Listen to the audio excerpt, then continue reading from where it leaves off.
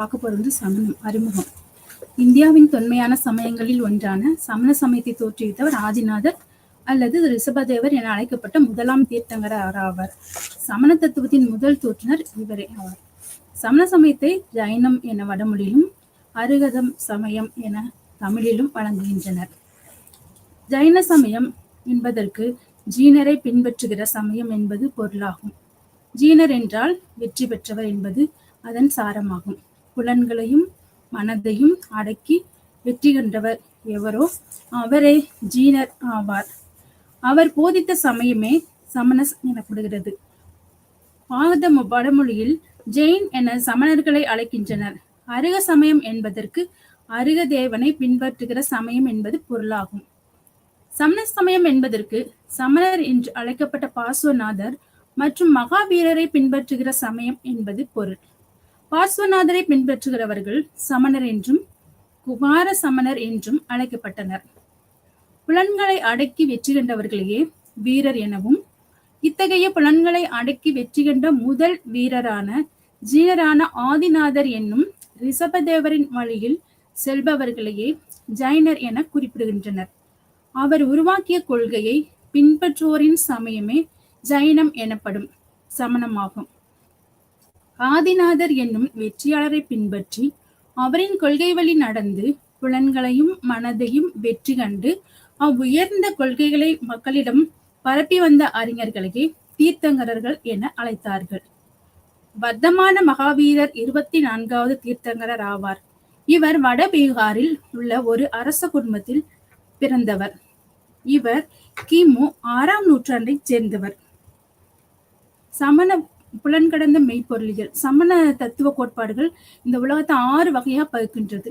அதாவது உயிரற்றதை புத்கலம், தர்மம், அதர்மம், ஆகாயம், காலம் எனும் 6 சமண தத்துவங்கள் 6 திரவியங்கள் என குறிக்கப்படுகின்றன. சமண சமய ஆன்மீக கொள்கை இந்த 6 திரவியங்களும் அனாதி காலமாய் இருந்து வருவன என்றும், இவற்றை யாரும் படைக்கவில்லை, இவை அழிவில்லாமல் என்றும் இருப்பவை, இவை ஒன்றுடன் ஒன்று கலந்து செயல்படுவதனாலும் ஒன்றுக்கொன்று உடன்பாடாய் இருப்பதாலும் உலகம் என்பது இயங்கி வருகின்றது. அதாவது இவை ஒன்றுடன் ஒன்று கலப்பதனால் தோற்றம், வளர்ச்சி, மாற்றம் முதலியன உலகில் ஏற்படுகின்றன. இந்த 6 திரவியங்களில் தொடர்பில்லாமல் உலகில் உயிரினங்கள் தோன்றுவதும் இல்லை, வாழ்வதும் இல்லை, அழிவதும் இல்லை. இதுவே சமண சமய ஆன்மீக கொள்கையாகும். இந்த 6 திரவியங்களை உயிர், ஜீவன், உயிர் அல்லாதன அஜீவன் என 2 வகையாக வகுக்கப்படுகின்றன. சமணம் பிரபஞ்சத்தில் 6 திரவியங்களும் உயிர் 1, உயிர் அல்லாதன 5. இந்த உயிர் தவிர்த்த ஏனைய புத்கலம், தர்மம், அதர்மம், ஆகாயம், காலம் ஆகிய 5 திரவியங்களும் உயிர் அல்லாதனமாகும். உயிர் ஜீவன், உயிர் ஜீவன் ஆன்மான்னு சொல்லப்பட்டது. உலகில் எண்ணற்ற ஆன்மாக்கள் இருக்கின்றன. இவ்வான்மாக்கள் எப்போதும் உலகில் இருக்கின்றன. அவை 2 நிலைகளில் இருக்கின்றன. ஒண்ணு சுத்த நிலை, அதாவது மற்ற திரவியங்களுடன் தொடர்பில்லாமல் தூய நிலையில் இருப்பது. அதாவது கேவல ஞானம் என்னும் முழுதுணர் அறிவினை பெற்ற ஆன்மா மற்றும் சுத்தி நிலையில் இருக்க முடியும். அதாவது ஆன்மா எப்படின்னா தூய நிலை, எல்லா பற்றற்ற நிலை, அது பாவங்கற்ற நிலை, அந்த நிலையில இருக்கும்போதுதான் அந்த ஆன்மா தூய நிலையில இருக்கிறதா அர்த்தம். இன்னொரு வகை உள்ள ஆன்மாக்கள் அசுத்த நிலையில் உள்ளனவாம். அசுத்த நிலை என்பது சம்சார பந்தத்தில் கட்டுண்டு கிடக்கும் நிலையாகும்.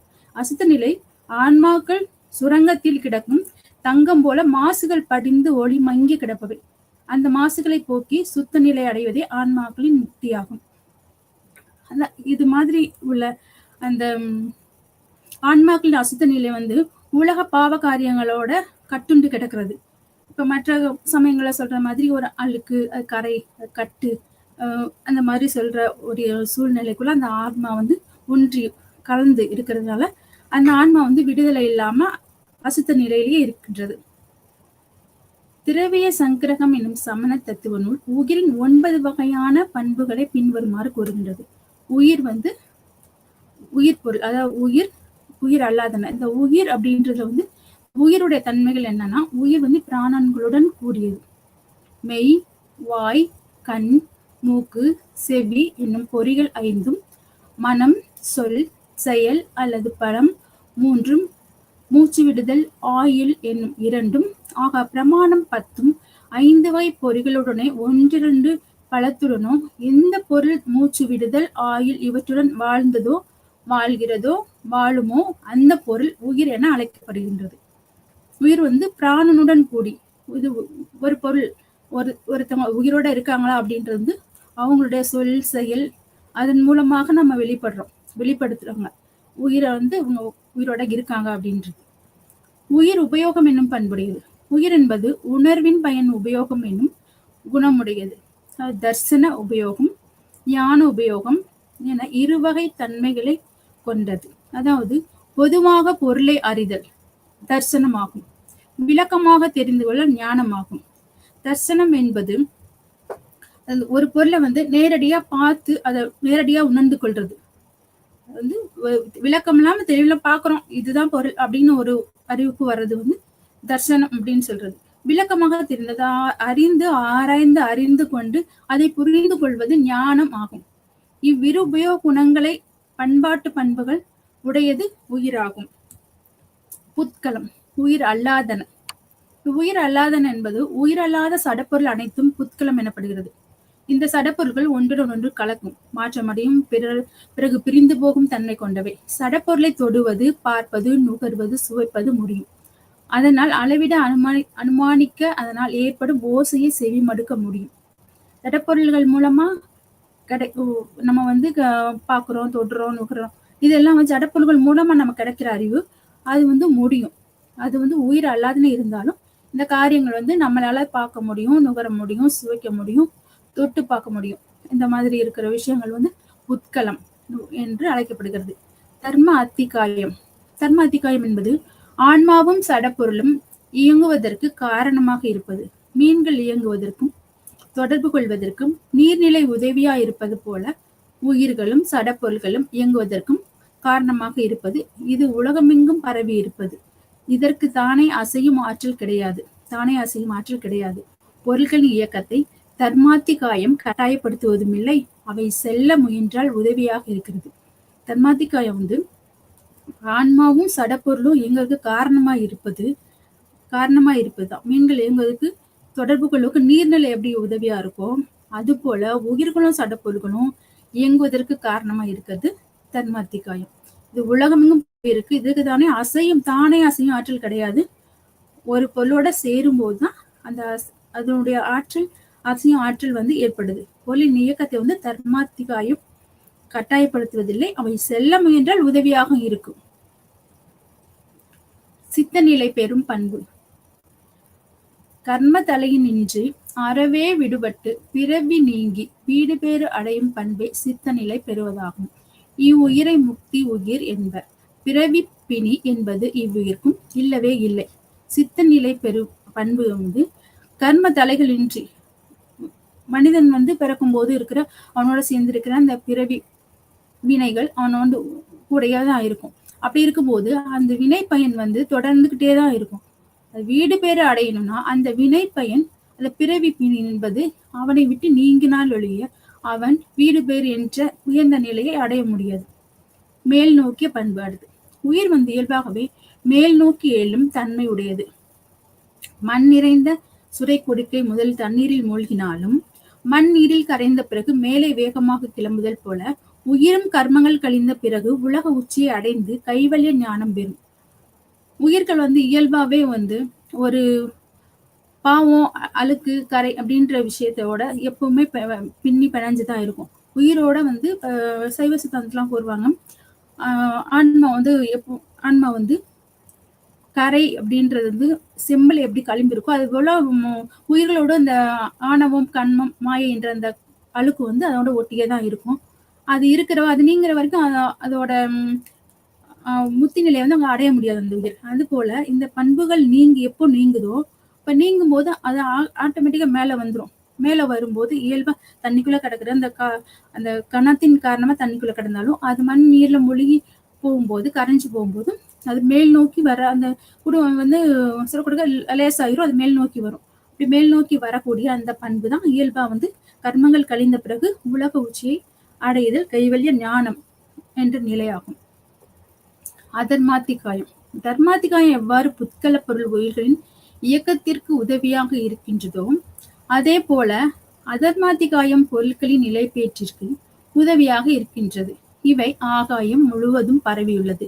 ஆன்மாவும் உடலும் கிடக்க, இருக்க, நிற்க, அதாவது அசையாமல் இருக்க அதர்மாத்திகாயம் உதவுகின்றது. அதர்மாத்திகாயம் அப்படின்னு தர்மாத்திகாயம் எப்படி புத்கல பொருள்கள் உயிர்களின் இயக்கத்திற்கு உதவியாக இருக்கின்றதோ அதே போல அதர்மாத்திகாயம் பொருட்கள் நிலைப்பேற்றுக்கு உதவியா இருக்கு. அது ஒரு நிலையா இருக்கணும்னா இந்த அதர்மாத்திகாயம் உதவியா இருக்குது. ஆகாயம் முழுவதும் பரவி இருக்கு. ஆன்மா உடலு அந்த கிடக்கிற, இருக்கிற, நிற்கிற நிலையில அசையாமல் இருக்கிறதுக்கு இந்த அதர்மாத்திகாயம் உதவியா இருக்கு. உயிரோடு இரண்டரை கலந்து நிற்பதற்கு அதர்மாத்திகாயம் உதவியாக இருக்கின்றது. உயிர் கர்மத்தலையை அகற்றி உயிரை விடுவிக்க முயல்கின்ற போது உயிரை விட்டு கர்மம் பிரிந்து செல்ல தர்மாத்திகாயம் உதவுகின்றது. தர்மாத்திகாயம் உயிரை விட்டு பிரிந்து செல்றதுக்கு, கர்மம் பிரிந்து செல்ல உதவியா இருக்கு. கர்ம அணுக்களை அறவே அழித்த பின்னர் உயிரை விட்டு பிரிந்து செல்கின்ற உயிர் சித்தி சிலாத்தலத்தில் உலக உச்சியில் மோட்ச உலகில் சென்று சேர்வதற்கும் தர்மாத்திகாயமே துணை செய்கின்றது. சித்திலா தளத்திற்கு சென்ற உயிர் அங்கேயே நிலை பெற்றிருக்க அதர்மாத்திகாயம் துணை செய்கின்றது என்பதே சமண தத்துவ கருத்தாகும். ஆகாய அத்திகாயம். அளவில்லாமல் என்றும் எங்கும் நிறைந்திருக்கும் உயிரும் உயிரல்லாத பொருட்களான புத்கலம், தர்மம் ஆகிய பொருட்களும் தங்குவதற்கும் செயல்படுவதற்கும் இடம் கொடுத்து தானும் அவற்றுடன் நிலைத்திருப்பது காயம் என்னும் அத்திகாயமாகும். அளவில்லாமல் என்றும் எங்கும் நிறைந்து நிற்கும் உயிர்கள், உயிர் அல்லாத பொருட்களான புத்கலம், அதோட தர்மம் ஆகிய பொருட்களும் தங்குவதற்கும் செயல்படுவதற்கும் இடம் கொடுத்து தானும் அவற்றுடன் நிலைத்திருப்பது காயம் என்னும் அத்திகாயமாகும். ஆகாயம் என்பது பிற திரவியங்கள் ஐந்திற்கும் இடமளிக்கும் பொருளாகும். இவ்வாகாயம் உலக ஆகாயம் என்றும் அலோக ஆகாயம் என்றும் இரு வகைப்படும். ஆகாயத்தின் எந்த பகுதியில் உயிர் முதலான எல்லா பொருட்களும் அடங்கியுள்ளனவோ அந்த பகுதிக்கு உலக ஆகாயம் என்று பெயர். உலகத்திற்கு வெளியில் முடிவில்லாத ஆகாயம் இருக்கின்றது, அதற்கு அலோகம் என்று பெயர். அடுத்து காலம். மேற்குறித்த 5 அத்திகாயங்களை தவிர்த்து 6 திரவியங்களில் ஒன்றாக கூறப்படும் காலம் உருவ பொருள் அன்று. இவை அருவ பொருள் என்பதாகும். காலங்களை கண்கள்ல பார்க்க முடியாது, தொட முடியாது.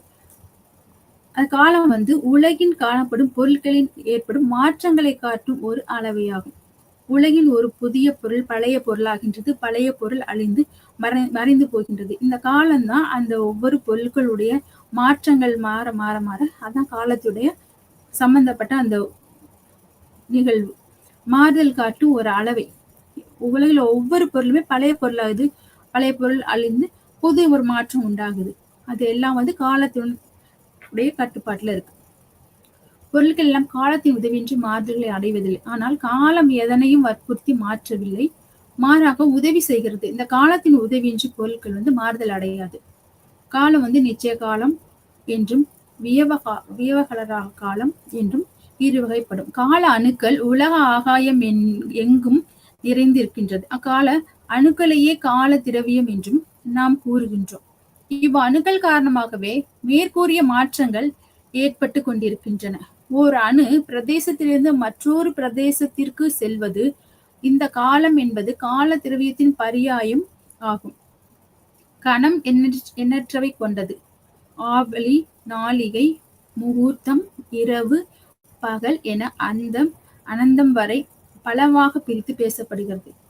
காலம் இவை யாவும் காலத்தின் பரியாயமாகும். இதனையே வியவகார காலம் என்கிறோம். வியவகார காலத்தை கால திரவியம் என மயங்குதல் கூடாது. உயிருக்கும் உயிர் அல்லாதவற்றுக்கும், அதாவது புத்கலத்துக்கும் இடையில நிலவும் உறவை அறிய இந்த 6 திரவியங்களையும் அறிய சமண தத்துவங்கள் அடிப்படை.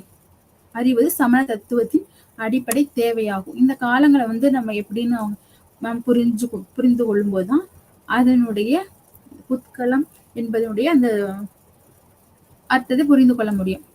சமண அறிவியல் எபிஸ்டமாலஜி சொல்லலாம். அஸ்தி நாஸ்திவாதம், சியாத்வாதம், அநேகாந்தவாதம் என பலவாறாக கூறுபவர்கள் பொருட்களின் இயல்பு குறித்து விளக்கி ஆராய்ந்து உண்மையை நிறுவும் சமண சமய வாதத்தையே குறித்த பொருள்களில் கூறுகின்றனர். தோன்றுவதும் வாழ்வதும் மறைவதும் பொருள்களின் இயற்கை தன்மை என்பதும் சமண சமய கருத்தாகும். பொருள்களில் நிலையான தன்மையும் மாறுபடும் என்பதும் சமண சமய கொள்கையாகும். பொருட்களுடைய நிலை நிலையான தன்மை மாறுபடும் என்பது சமண சமய கொள்கையாகும். சியாத்வாதம் அல்லது நயவாதம் என்னும் தர்க்கவியலை விளக்கும் பகுதி ஆக்ரானிய பூர்வமாகும். எந்த ஒரு பொருளுக்கும் வேறுபட்ட தன்மைகள், குணங்கள் உண்டு. ஆனால் அக்குணங்கள் முழுவதையும் ஒரே சொல்லால் கூற முடியாது. அதாவது ஒரு பொருளை பல்வேறு வழிகளில் ஆராய்ந்து விளக்கும் வாத முறையே சியாத்வாதம் எனப்படும். இதனை சிறப்பாக விளக்கும் பகுதியே பூர்வமாகும். அஸ்தி உண்டு, நாஸ்தி இல்லை. அஸ்தி நாஸ்தி வாதம் என்பதற்கு உண்டு இல்லை என்னும் வாதம் என பொருள் கொள்ளலாம். அஸ்தி நாஸ்தி வாதம் சியாத் வாதம் என்றும் சமண மெய்யியல் கூறும். சியாத் என்பதற்கு இப்படியும் உள்ளது, அங்ஙனம் இருக்கலாம் என்பது பொருள். இத்தகைய சமய பார்வை என்பது சமண சமயத்தின் மட்டுமே காணப்படும் ஒரு தனித்த கொள்கையாகும். அநேகாந்தவாதம் இது சமண சமயத்துல ஒரு முக்கியமான ஒரு வாதம். அநேகாந்தவாதம் என்பது அநேகம் பிளஸ் அந்தம், அநேகாந்தம், பல முடிவுகளின் தொகுப்பே பொருட்களின் உண்மை இயல்பாகும் என்பதே அநேகாந்தவாதம் என்பதன் பொருளாகும். பல முடிவுகளை அநேக அந்தங்கள் ஏற்கும் கொள்கையே அநேகாந்தவாதம் எனப்படும். சமணர்களை அநேகாந்தவாதிகள் என குறிப்பிடுவதுண்டு. பொருட்களின் இயல்பை பல்வேறு கோணங்களிலிருந்து ஆராய்ந்தால் மட்டுமே அதன் உண்மை தன்மையை உணர முடியும் என்று சமண சமயம் தனித்த வாதத்தையே எடுத்துரைக்கின்றது.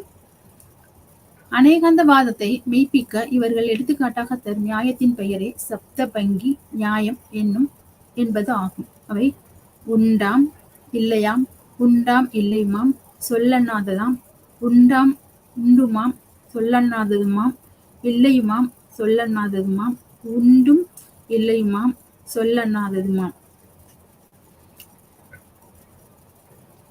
சமண சமயத்தின் அடிப்படை கொள்கைகள் 5 அணுவிரதங்கள். இல்லத்தாருக்கும் துறவரத்தாருக்கும் பொதுவாக கடைபிடிக்க வேண்டிய 5 அணுவிரதங்கள் அகிம்சை, வாய்மை, கல்லாமை, துறவு, அவாவறுத்தல் என்பதாகும். இந்த அகிம்சை என்பது கொல்லாமை என்று பொருள் கொள்ள வேண்டியது. இன்னா செய்யாமை, அருளுடைமை, கொல்லாமை, புலால் மறுத்தல் என்ற 4 கொள்கைகளையும் சேர்த்து அகிம்சை என்கின்றனர். அகிம்சை என்பது இன்னா செய்யாமை, மற்றவர்களுக்கு கேடு விளைவிக்காமல் இருப்பது. அருளுடைமை என்பது அவர்களுக்கு இரக்கம் அல்லது கருணை காட்டுதல். கொல்லாமை உயிர்களை கொல்லாமல் இருப்பது. புலால் மறுத்தல் என்பது மற்ற மிருகங்களை நம்ம உட்கொள்ளாமல் சமைச்சு சாப்பிடாம புலால் மறுத்தல் என்பது அது உயிர் கொலை பண்ணாம இருக்கிறது. கொல்லாமையோடு சேர்ந்து அதுவும் புலால் மறுத்தல் என்ற 4 கொள்கைகளையும் சேர்த்து அகிம்சை என்கின்றனர். வாய்மை அசத்திய தியாகம். பேரறமாக திகழ்வது பொய் பேசாமை எனப்படுவது. சத்தியம் என்பது உண்மை, அசத்தியம் என்பது உண்மைக்கு புறம்பான பொய். தியாகம் என்பது கைவிட்டு விடுதல் என்பதாகும். வாய்மை உண்மையை மட்டும்தான் பேசுறது. உண்மை இல்ல பொய்யெல்லாம் பேசாம, உண்மையை புறம்பான பொய்யை பேசக்கூடாது. இந்த உண்மைக்கு புறம்பான பொய்யை விட்டு விடும் பொழுது வாய்மை நிலைக்கிறது. வாய்மை பொய்யை எப்போ அவங்க விட்டு விடுறாங்களோ, பொய் தியாகம் என்பது விட்டு விடுறது. அந்த பொய்யை தியாகம் பண்ணும்போது, பொய் சொல்ல வேண்டிய இடத்துல பொய் சொல்லாமல் அதை விட்டு உண்மையா என்று இருந்த சூழ்நிலையிலும் உண்மையை மட்டுமே பேசுவது அசத்திய தியாகம், வாய்மை எனப்படுவது. கல்லாமை அசுதேயம். அசுதேயம் என்பது களவு புரியாமை என்னும் கல்லாமை ஆகும். பிறர் கொடாத பொருளை கொள்ளுதல் கூடாது. அதாவது நமக்கு உரிய பொருளை மட்டும்தான் நம்ம எடுக்கணும். நமக்கு சம்பந்தம் இல்லாத பொருட்களை நம்ம காட்டக்கூடாது. பிறர் கொடாத பொருளையும் நம்ம வஞ்சிக்க கூடாது, இதை எடுக்கக்கூடாது. நமக்கு உரியதை மட்டும் தான் நம்ம எடுக்கணும். மற்றவர்களுடைய அவர்களுக்கு உரிமையான பொருளை நம்ம எப்பவும் எடுக்கக்கூடாது. பிறர் கொடுக்காம நம்ம எடுக்க அதுக்கு அளவுக்கு சமமானதாகும். பிரம்மச்சரியம். காமமின்மை என்பது பிரம்மச்சரியம். தனக்குரிய தலைவியை தவிர பிறன்மனை வாழும் பெண்ணை மனதால் கூட தொடுதல் பாவம். காமமின்மை என்பது பிரம்மச்சரியம் என்பதாகும். இந்த பிரம்மச்சரியம் தனக்குரிய தலைவியை தவிர பிறன்மனை நோக்குவது மிகவும் தவறான ஒரு செயல், பாவம் அப்படின்றாங்க. நம்ம பார்க்கிற பார்வையிலேயே மற்றவர்களை வந்து ஒரு தவறான எண்ணத்தோடு பார்க்கிறது அது பாவமாகும். அது பிரம்மச்சரிய வாழ்வு வந்து அது கெடுத்துக்கிற மாதிரி ஆயிரும். காமம் இன்மைதான் பிரம்மச்சரியம். அது மனசாலும் சரி உடலாலும் செயலாலும் நம்ம அந்த மாதிரியான செயல்களை செய்யக்கூடாது என்பது பிரம்மச்சரியம் வலியுறுத்துறது. அவாவறுத்தல் என்பதும் அவா பிளஸ் அறுத்தல், ஆசையை துரத்தல் ஆகும். அளவாகவும் குறைவாகவும் பொருளீட்ட வேண்டும். தேவைக்கு மேல் பொருள் ஈட்டக்கூடாது. ஒருத்தருக்கு எவ்வளவு பொருள் தேவையோ, அவங்களுடைய அத்தியாவசிய தேவைகள் எவ்வளவு இருக்கும், அதை வந்து அதை மட்டும் அவங்க எடுத்துக்கிட்டா போதும், சம்பாரிச்சுக்கிட்டா போதும். தேவைக்கு மேல பொருளீட்டு அதுவே வந்து ஒரு கெட்ட வழிக்கு வழிவகுக்கக்கூடிய ஒரு சூழ்நிலையை உருவாக்கிடும். பிரமாணங்கள் பிரத்யக்ஷா, அனுமானா, ஆப்த வாக்கியா, இதுதான் சமண சமயம் கூறக்கூடிய பிரமாணங்கள். அதாவது அறிவை தேடுகிற வழி. அதாவது ஒரு பொருளினுடைய ஈர்த்தல் இப்படி எதன் மூலமா தெரிஞ்சுக்கலாம் அப்படின்னா இந்த பிரத்யக்ஷா, அனுமானா, ஆப்த வாக்கியா, அதாவது பெர்செப்ஷன், இன்ஃபரன்ஸ், டெஸ்டிமோனி, இந்த 3 பிரமாணங்களை சமண சமயம் வந்து ஏற்றுக்கொள்ளுது. சமணம் வந்து பிரத்யக்ஷா என்பது 2 வகையா வந்து பிரிக்க. நேரடியா பெறுகின்ற அறிவு பிரத்யக்ஷா என்றும், மறைமுகமாக பெறுகின்ற அறிவு பரோக்ஷா என்றும் அழைக்கப்படுகின்றது. பிரத்யக்ஷா என்பது ஒரு பொருளை நம்ம வந்து நேரடியா நம்ம பார்க்கிறோம். அது இந்த சமண சமயம் வந்து எப்படின்னா, சமண சமயம், பௌத்த சமயம், சார்வாகம், இந்த 3மே என்ன அப்படின்னா, இறைவன் வந்து இப்ப இறைவன் இல்ல, வேதங்களை வந்து மறுக்கிற ஒரு கொள்கை. இறைவன் அப்படின்ற ஒரு விஷயம் இருக்கு அப்படின்றத மறுக்கிற கொள்கையை உடையவர்கள் இவங்க. 3 கொள்கையும் 3 தரப்பினரும் அந்த மாதிரி சொல்லக்கூடியவங்க. இது வந்து எந்த ஒரு பொருளையும் வந்து அவங்க நேரடியா பார்த்தா மட்டும்தான் இதை நாங்க நம்புவோம், இதை ஏற்றுக்கொள்வோம் அப்படின்ற ஒரு கருத்தை உடையவர்கள்.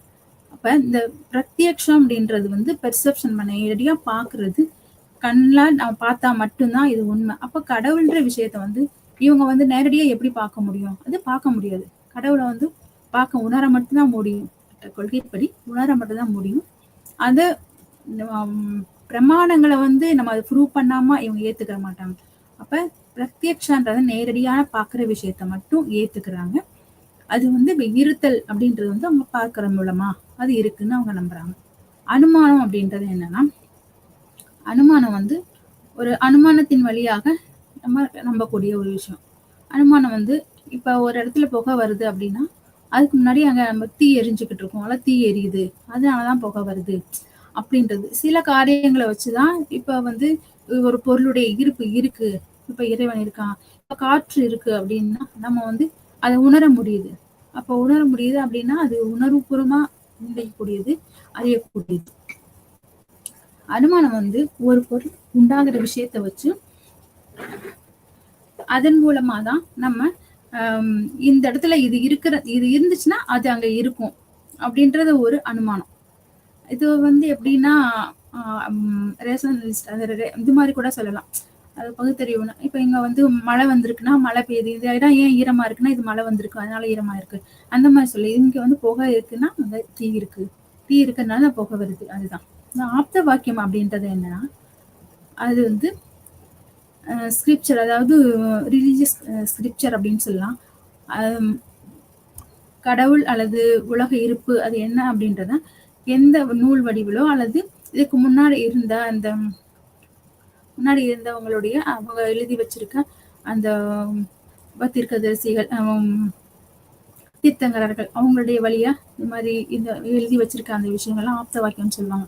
அவங்க வாய்மொழியா சொன்னதை அல்லது அவங்க எழுதி புத்தகமா வச்சிருக்கிற விஷயங்கள் வந்து அது வந்து ஆப்த வாக்கியம். அதை வச்சும் ஒரு விஷயம் வந்து அறிவு வந்து எப்படி அதை வந்து நம்ம புரிஞ்சுக்கலாம். ஒரு பொருளுடைய இடத்துல வந்து அதன் மூலமாகவும் புரிஞ்சுக்கலாம்.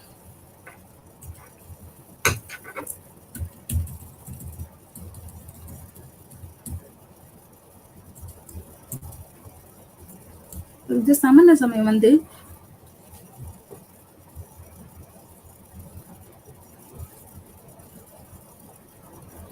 சமணர்கள் வந்து நிறைய விஷயங்களை வந்து மக்களுக்கு வந்து சொல்லியிருக்காங்க. அதாவது உலகத்துல வந்து சமண சமயம் பரவருக்கு அவங்க வந்து அன்பு வந்து ரொம்ப முக்கியம், அது மாதிரி எந்த உயிர் கொள்ளக்கூடாது அப்படின்ற மாதிரி உயிர்கொலை வந்து அவங்க வரவே இருக்கிறாங்க. அதே மாதிரி வீடு பேர் அடையிறது, அந்த நிர்வாண நிலையை வந்து அவங்க அடையணும்னா இந்த எல்லா கர்மங்கள் எல்லாமே வந்து நீங்கணும். அதாவது இறைவன் இருந்துதான் அந்த இறைவன் இருந்துதான் இவங்களுடைய கர்மங்களை நீக்கணும் அப்படின்றது இல்ல. வினை பயன் அப்படின்றது வந்து எந்த உயிர்கள் வந்து பிறக்குதோ அப்ப அவங்களோட சேர்ந்து அந்த வினை பயன்களும் இருக்கு. அந்த வினைகள் வந்து எப்படி இவங்களுடைய நல் செயல்கள் மூலமா நற்செயல்கள் மூலமா அவங்க அதை செய்யும்போது அந்த வினைகள் அவங்கள விட்டு நீங்குது. அப்படி நீங்கும் போதுதான் அவங்க வந்து அந்த நல்ல நிலையை, அந்த உயர்நிலை, அந்த ஞான நிலைக்கு ஞான நிலையை வந்து அவங்க அடைய முடியும். அப்புறம் வந்து அவங்க நிறைய பெண்கள் கூட இந்த வீடு பெற்ற நிலையை அடையலாம் அப்படின்ற மாதிரி சொல்லியிருக்காங்க. இவங்க வந்து 2 பிரிவா சமணர்கள் வந்து வந்து 2 பிரிவு இருக்கு. ஒண்ணு வந்து ஸ்வேதம்பரர், இன்னொன்னு வந்து திகம்பரர். திகம்பரர் அப்படின்றவங்க வந்து என்ன, திசையவே ஆடையா அணியிறவங்க. அப்படின்னா ஆண்கள் வந்து உடைய அணிகிறது இல்ல, பெண்கள் வந்து வெள்ளை உடை அப்படின்னா வெறும் சேலை மட்டும் அவங்க வந்து கட்டிக்கிறாங்க. அவங்க திசையை தான் நாங்க ஆடைகளா நாங்க கட்டிக்கிறோம், உடுத்திக்கிறோம் அப்படின்ற ஒரு இதுல வந்து அவங்க அப்படி இருப்பாங்க. உயிர் கொல்லாமை வந்து அவங்க ரொம்பவே இருக்கிற ஒரு பெரிய அறம் அப்படின்னு சொல்லலாம். இதுல வந்து அதோட சுவேதம்பரர் அப்படின்றவங்க வந்து இதுல வர இன்னொரு பிரிவினர். அவங்க வந்து பெண்கள் வந்து மோட்ச நிலைய மோட்சத்துக்கு போலாமா அப்படின்னா போக முடியும், பெண்களும் போக முடியும் அப்படின்ட்டாங்க. நிறைய கல்வி ஸ்தாபனங்களை வந்து ஏற்படுத்தினாங்க. அவங்க வந்து பெண்களுக்கான நிறைய வாய்ப்பு வந்து அவங்க கொடுத்தாங்க. அப்புறம் வந்து பெண்கள் வந்து படிக்க அந்த காலங்கள்ல வந்து பெண்களுக்கு நிறைய கல்வி நிலையங்களை ஏற்படுத்தி கொடுத்தாங்க. அப்புறம் இவங்க போற இடங்கள்ல நான் வந்து அவங்களுடைய கட்டிடக்கலை, சிற்பக்கலை, இந்த மாதிரி காரியங்கள் எல்லாம் வந்து ஸ்தாபிச்சுக்கிட்டே வந்தாங்க. வந்து நிறைய இவங்களுடைய இது முக்கியமான அந்த 5 கொள்கைகள் வந்து ரொம்ப முக்கியமான கொள்கைகள் இருக்கு இவங்களுடைய இதுல. இந்த சினசிவாதம் இதெல்லாம் வந்து ரொம்ப ஒரு முக்கியமான உயிர்கள் வந்து அநேக உயிர்கள் இருக்கு அப்படின்றத வந்து இது காட்டுறாங்க. இந்த அணுவிரதம் 5 அணுவிரதம் வந்து இது இல்லறத்தாரும் சொல்றது, இல்லறத்தாருக்கும் துறவரத்தாருக்கும் சொல்ல வேண்டிய முக்கியமான காரியம். இப்ப துறவரத்தார்கள் வந்து மேற்கொள்ள வேண்டிய அணுவிரதங்கள் மகா அணுவிரதங்கள் அப்படின்னு சொல்லுவாங்க. அந்த மகா அணுவிரதங்கள் வந்து என்னன்னா அவங்க வந்து பட்னியா இருக்கிறது, அப்புறம் வந்து இந்த 5 விஷயங்களையும் அவங்க செய்வாங்க. அதோடு சேர்த்து அவங்க நிறைய கொல்லாமை, பசியோட இருக்கு. அது இவங்க வந்து பட்டினியா இருக்கிறது இல்ல, அவங்க வந்து பட்டினியா இருந்து அந்த தியாகம் செய்யறாங்க. அப்புறம் பௌத்தம் வந்து பௌத்த சமயத்துக்கு பார்க்கலாம். பௌத்த சமயம் வந்து கௌதம புத்தரின் போதனைகளின் அடிப்படையிலான ஒரு சமயம் தத்துவம் ஆகும். இந்த பௌத்த சமயம் வந்து கிமு 4ஆம் நூற்றாண்டு மற்றும் கிமு 6ஆம் நூற்றாண்டுக்கு இடைப்பட்டதான இந்தியாவுடைய துணை கண்டத்தின் கிழக்கு பகுதியில வாழ்ந்தவர் இவர். இங்க வந்து அந்த சமயங்கள்ல வந்து பௌத்த சமயம் அந்த இந்திய துணைக்கண்டத்தின் கிழக்கு பகுதியில வந்து பரவி இருந்தது. பௌத்த சமயத்தில் 2 பெரும் பிரிவு அங்கீகரிக்கப்பட்டுள்ளன. தேராவாத பௌத்தம் முதியோர் பள்ளி, மகாயான பௌத்தம் பெரும் வாகனம் என்பதாகும். வஜ்ராயன பௌத்தம் 3வது வகையா குறிப்பிடுறாங்க.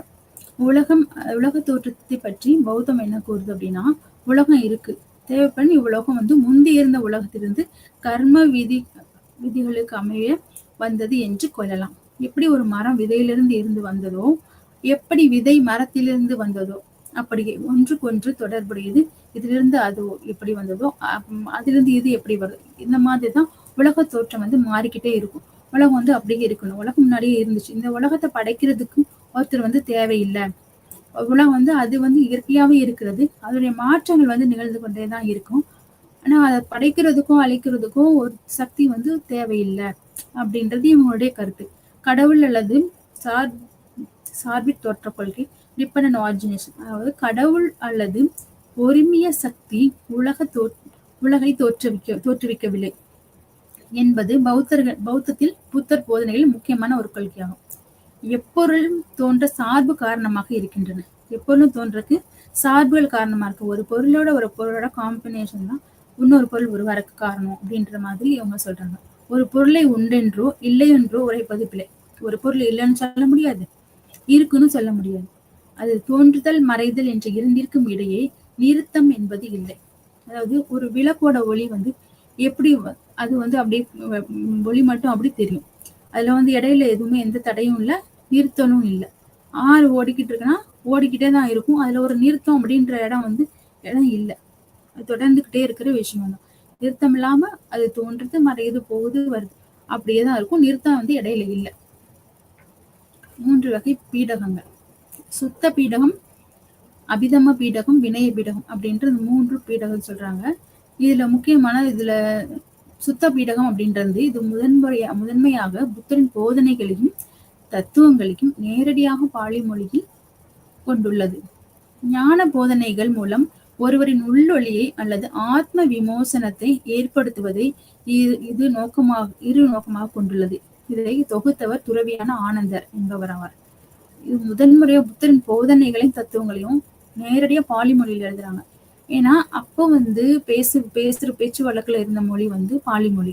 அப்ப அந்த மொழியில தான் இவங்க முதல்ல இந்த புத்தரின் போதனைகளை வந்து எழுதுறாங்க. ஞான போதனைகள் மூலம் ஒருவரின் உள் ஒளியை வந்து பௌத்தம் அப்படின்றது அது ஒரு ஒளியை தான், உள் ஒளி, அதான் என்லைட்டன்மெண்ட் அப்படின்னு சொல்லக்கூடிய உள் ஒளியை வந்து இந்த ஆத்மா வந்து பெறுது. ஆத்ம விமோசனத்தை ஏற்படுத்துவதை நோக்கமாக கொண்டுள்ளது. இது வந்து துறவியான ஆனந்தர் தான் இது எழுதியிருக்காரு. அபிதம்ம பீடகம் அப்படின்னா பௌத்த மெய்யியல் தத்துவங்களை கொண்டதாக இது அமையுது. இதனை தொகுத்து வந்து மகாஹாசியர் ஆவார். பௌத்த மெய்யியல் தத்துவம் அப்படின்னா அது வந்து அவர் புத்தர் வந்து அவர் ஞானம் பெறாரு. ஞானம் பெற்று அவர் சொல்லக்கூடிய தத்துவங்களை எல்லாம் இவர் வந்து தொகுத்து அவர் கொடுக்குறாரு. அதை பத்தின அந்த பீடகம் அந்த பெட்டிக்குள்ள அதுதான் இருக்கு. வினய பீடகம் வந்து தனி மனித வாழ்வில் நடைமுறைகள் மற்றும் பிரமாணங்கள் இதில் விவரிக்கப்படுகின்றன. இதனை தொகுத்தவர் உபாலி ஆவார். தனி மனித வாழ்வியல் நடைமுறைகள், ஒரு தனி மனிதன் வந்து எப்படியெல்லாம் இருக்கணும், சமுதாயத்துல எப்படி இருக்கணும், தனி மனித வாழ்க்கையில எப்படி இருக்கணும், அவன் வந்து இல்லறத்தோட துறவரம் இருக்கணும், எப்படி இருக்கணும் அப்படின்றது, இந்த பிரமாணங்கள் எல்லாம் எப்படி கை கொள்ளணும் அப்படின்றது பற்றி இது வந்து விளக்குது. கடவுள் கோட்பாடு. கடவுள் இருப்பை வந்து அனுமானிக்கவில்லை. இந்த புத்த மதம் வந்து கடவுள் இருப்பை அனுமானிக்கல. அப்படி ஒருத்தர் இருக்காரு இல்லை அப்படின்றது வந்து அவங்க சொல்லலை. அப்படி இருந்தாலும் அதுக்கு தேவையும் அங்க இல்லை அப்படின்ற மாதிரி ஒரு கருத்தை அவங்க முன்வைக்கிறாங்க. கர்ம விதிகளுக்கு அமையவே உலகம் இயங்குகிறது. கர்ம விதி மனிதர்களுடைய இந்த பிறப்பின் போதே தொடர்ந்து வரக்கூடிய இந்த கர்ம வினைகள் அது வந்து தானாவே வருது. அது அவங்களுடையதான் இருக்கு. கர்ம விதிகளுக்கு ஏற்பதான் உலகம் இயங்குது. அப்ப அவங்களுக்கு மறுபிறப்பு அப்படின்றது வந்து என்ன, அவங்க கர்ம வினைகள் தீராத பொழுது அது அந்த பிறவில முடியாத பொழுது அவங்க மறுபடியும் மறுபிறப்பு எடுக்க வேண்டிய ஒரு சூழ்நிலையை வர்றாங்க.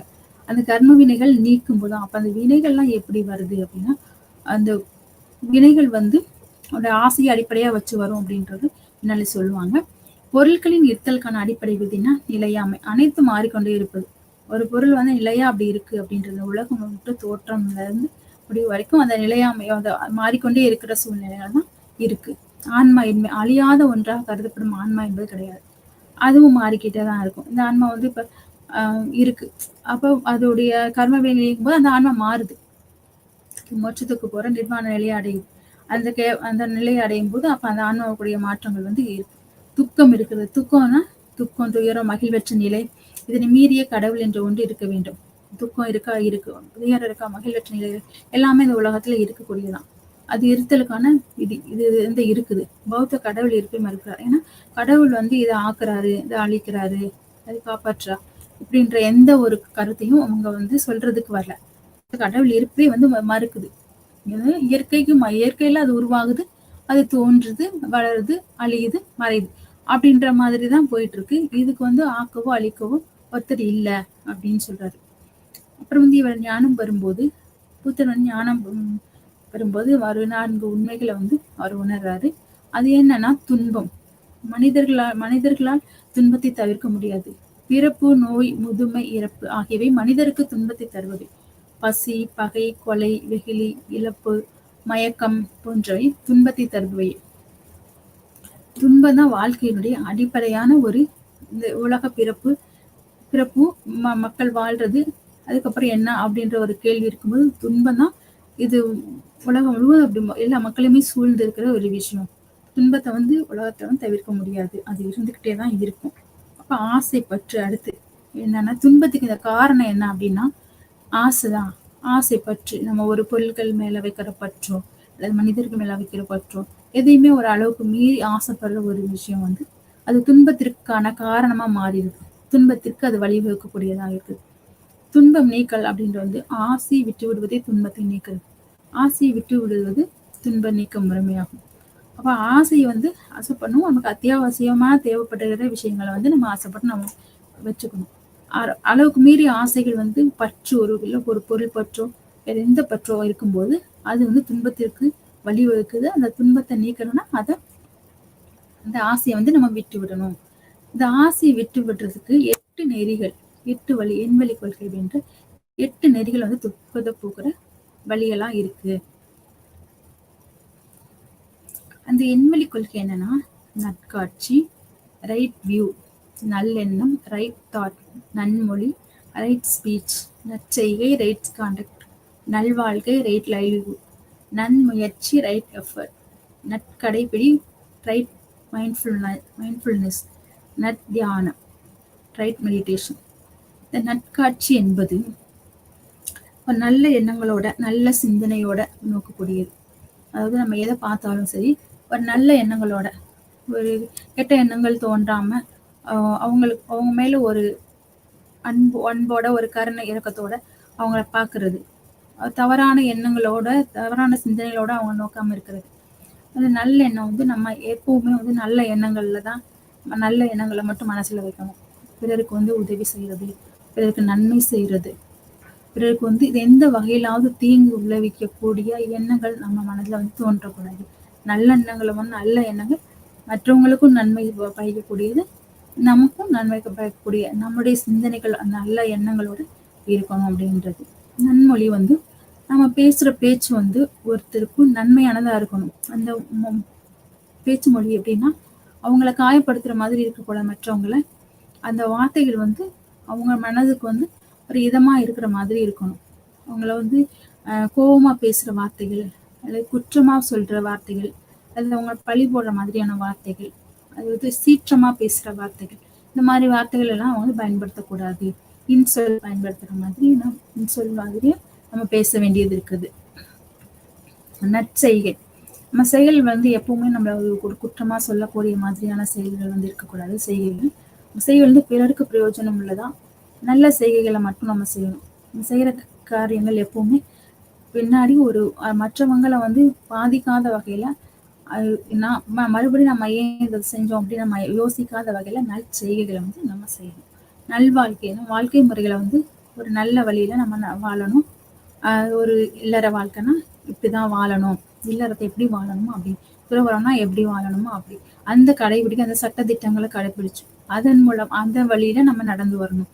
நல்வாழ்க்கை நம்ம வாழணும். வாழ்க்கை வந்து எப்பவுமே நல்ல இதுல இருக்கும். நல்முயற்சி, இந்த நல்வாழ்க்கையை வந்து நல்வாழ்க்கை வாழ்றதுக்கு சில முறைகளை வந்து நம்ம கடைபிடிக்கணும். அது வந்து அது நல்வழியா நடக்கிறதுக்கு சில முயற்சிகள் நம்ம பண்ணிக்கிட்டே இருக்கணும்.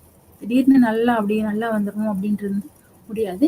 அப்ப நல்வாழ்க்கைன்ற அந்த வாழ்க்கையை வாழ்றதுக்கான முயற்சிகளை வந்து நம்ம செஞ்சுக்கிட்டே இருக்கணும். அந்த நன்முயற்சியில் கடைபிடி, மைண்ட்ஃபுல்னஸ், அதாவது நல்ல எண்ணங்களோட அந்த மைண்ட்ல வந்து எப்பவுமே அந்த நல்ல எண்ணங்களே இருக்கணும். கெட்ட எண்ணங்களுக்கு வந்து இடம் கொடுக்காம அந்த முயற்சிகளை பண்ணிக்கிட்டே இருக்கும்போது அந்த நல்ல எண்ணங்கள் வந்து அதுல வந்து படிய ஆரம்பிச்சிடும். எண்ணங்கள் ஃபுல்லா வந்து அந்த மைண்ட்ஃபுல்னஸ், அது வந்து நல்ல மனநிலையோடய நம்ம எப்பவுமே இருக்கிறோம். நற்தியானம் என்பது நம்ம இந்த கொள்கைகள் எல்லாமே நம்ம சரியா செய்யணும், நல்வழியில நடக்கணும், நல்லதை பேசணும், நல்ல வாழ்க்கை வாழணும் அப்படின்றத வந்து நம்ம மெடிடேட் பண்ணிட்டே இருக்கணும். நம்ம தியானிக்கணும். இந்த மாதிரி நம்ம செய்யணும், இப்ப நம்ம செய்யறது சரியா, இந்த வழி கரெக்டா அப்படின்னு நம்மள கேள்வி கேட்டு அதன்படி அந்த தியானம் வந்து அதை குறித்ததான அந்த நல்ல எண்ணங்களை குறித்ததான தியானமா இருக்கணும். அதை கடைபிடிச்சு நன்முயற்சி செய்து நல்ல இந்த மாதிரி 8 வழி, இந்த 8 எண்வழி கொள்கைன்னு சொல்லலாம். இந்த 8 வழி கொள்கையும் நம்ம ஒரு மனிதன் வந்து கடைபிடித்து வரும் பொழுது அப்ப அவனுக்கு வந்து அந்த துன்ப நீக்கம், அந்த துன்பத்திலிருந்து விடுதலை அப்படின்றது கிடைக்குது. அப்ப அவன் வந்து என்னன்னா நிர்வாணம் என்ற நிலையை வந்து அவன் அடையலாம். அந்த நிர்வாண நிலையை அடைவதற்கு இந்த வழிகள் எல்லாமே வந்து அவனுக்கு பயன்படுது. அது மாதிரி பிறவி சுழற்சியின் 12 சார்பு நிலைகள். இந்த பிறவி சுழற்சி வந்து எப்படி வருது? இந்த எண்வெளி கொள்கையை வந்து அவன் பின்பற்றி போயிடணும். போயிட்டான்னா அவன் நிர்வாண நிலையை அடைஞ்சிடும். இந்த பிறவி சுழற்சி பன்னீர் சார்பில்னா, இந்த பிறவி சுழற்சி எப்படின்னா, ஒரு மனுஷன் வந்து பிறக்கிறான், பிறந்து வந்து எங்க ஆரம்பிக்கிறானோ அதே இடத்துலயே வந்து நிற்கிறான். அந்த பிறவி சுழற்சி எப்படி வருது? அவனுடைய வாழ்க்கை முழுவதும் வரக்கூடிய ஒவ்வொரு அடுத்தடுத்த கட்ட நிலைகள்ல வந்து என்னென்ன பண்றான், இது எப்படி வந்து மறுபடியும் கொண்டு வந்து அந்த இடத்துக்கு வந்து சேர்க்குது, இந்த பிறப்பு மறுபிறப்பு இது எப்படி வருது அப்படின்றது இது சொல்லுது. அறியாமை. அறியாமைன்னா அவங்களுடைய மனிதர்களுடைய அவங்க வாழ்க்கைய அறியாமையே சில விஷயங்கள் இருக்கும். எப்பயுமே அறியாமை ஒரு நிலையில இருப்பாங்க. அப்படி இருக்கும்போது அந்த அறியாமை நிலை என்னன்னா, உலகம் என்னது, நம்ம இருப்பு என்ன, அது வினை என்ன, நம்முடைய கடமை என்ன, இப்படி எந்த ஒரு இதுவுமே அறியாம அந்த உண்மை நிலை உண்மைத்தன்மை என்னன்னு அறியாம நம்ம இருக்கிறது. செய்கைகள் வந்து நல்ல செய்கைகளை வந்து செய்யணும். செய்கைகள் வந்து தவறான செய்கைகள் வந்து அடுத்த இந்த பிறவி சுழற்சி அடுத்த இதுக்கு போகுது. அந்த செய்கை வந்து நல்ல செய்கை செய்யும் போதுதான் அந்த துன்பத்துல இருந்து நமக்கு விடுதலை கிடைக்குது. உணர்வு உணர்வு இருக்கணும். எப்பவுமே வந்து சிந்தனைகள் வந்து ஒரு நல்ல சிந்தனைகளா தான் இருக்கணும். உணர்வுபூர்வமா ஐயோ இது தவறு, இது சரி, இந்த தவறுகளை செய்யக்கூடாது, இந்த தவறுகளை இந்த தவறுகளை விட்டுறணும், இந்த மாதிரி இந்த தவறுகளை திருத்திக்கணும், இதை இப்படி செய்யணும் அப்படின்ற உணர்வு வந்து நமக்கு வரணும். அறிவுறு அப்படின்றது வந்து அது மாதிரி அது வந்து நம்ம என்ன பண்ணா நம்ம செய்யற செயல்களுடைய வந்து உணர்வுபூர்வமா நம்ம செய்யற செயல் அது சரியா செய்ய வேண்டிய சூழ்நிலைகள்ல இருக்கும். அதை நமக்கு புரிந்து கொண்டு அதை செய்யணும். 6 புலன்கள் தான் நம்ம புலன்கள் மூலமா கூட நம்ம எந்த தவறுகளும் செஞ்சிடக்கூடாது. எல்லா புலன்களும் நம்ம பார்க்கறதா இருக்கட்டும், பேசுறதா இருக்கட்டும், நம்ம தொடுறதா இப்படி ஒவ்வொரு புலன்களுடைய செயல்கள் எல்லாமே வந்து அது சரியான முறைப்படி சரியான வழியில அது இருக்கணும். ஊர் அப்படின்னு வந்து நம்ம ஊர் வந்து அந்த உணர்ச்சின்னு சொல்லலாம். உணர்ச்சி அதாவது எந்தன் மூலமா வரக்கூடிய ஒரு வந்து எதன் மூலமா நம்ம பெறுறோமோ அந்த விஷயங்களை வந்து நம்ம சரியான வழியில நம்ம அதை கடைபிடிக்கிறோமா அப்படின்றது நுகர்ச்சி வந்து நம்ம கடைபிடிக்கிற காரியங்கள் வந்து அது நன்மை தீமை அப்படின்ற அந்த விஷயத்துல நல்ல காரியங்கள் நம்ம செய்யணும். அப்படி நல்ல காரியங்களை செய்யும் போதுதான் அந்த ஆன்மா அல்லது அந்த உயிர் வந்து துன்பத்திலிருந்து விடுதலை பெற்று அது நிர்வாண நிலையை அடையறதுக்கு முடியும். வேட்கை வந்து எல்லா மனிதர்களுக்கும் இருக்கக்கூடியதான். அது வந்து ஒரு கெட்ட வழியில அது அந்த வேட்கை வந்து கெட்ட வழியில இருந்துடக்கூடாது, நல்வழியில இருக்கணும். அப்படி இருக்கும்போது அந்த வேட்கை வந்து ஒரு விருப்பம், நம்ம வந்து நிர்வாண நிலையை அடையணும், இந்த உலக வாழ்க்கையிலேருந்து நம்ம விடுபடணும், இந்த பிறவி பந்தத்துல நம்ம விடுபடணும் அப்படின்றது அதை வந்து நம்ம சிந்திச்சு அது செயல்படணும். பற்று, இந்த பற்று இது உலக பற்று, இந்த பாவங்கள் அது மாதிரி உலக பற்றெல்லாம் இருக்கும்போது அந்த பற்றற்ற நிலை வரும்போதுதான் அந்த நிர்வாண நிலையை வந்து நம்ம அடைய முடியும்.